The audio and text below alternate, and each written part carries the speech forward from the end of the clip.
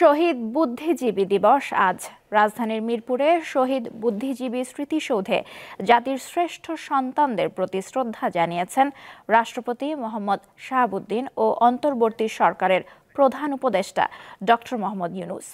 সকাল 7টা 5 মিনিটে প্রথমে রাষ্ট্রপতি এবং এরপর প্রধান উপদেষ্টা শহীদ বুদ্ধিজীবী দিবস উপলক্ষে এই শ্রদ্ধা জানান। সেখানে কিছু সময় নীরবে দাঁড়িয়ে থাকেন তারা। শ্রদ্ধা নিবেদনের পর উপস্থিত যুদ্ধাহত মুক্তিযোদ্ধা এবং শহীদ পরিবারের সদস্যদের সঙ্গে কুশল বিনিময় করেন প্রধান উপদেষ্টা।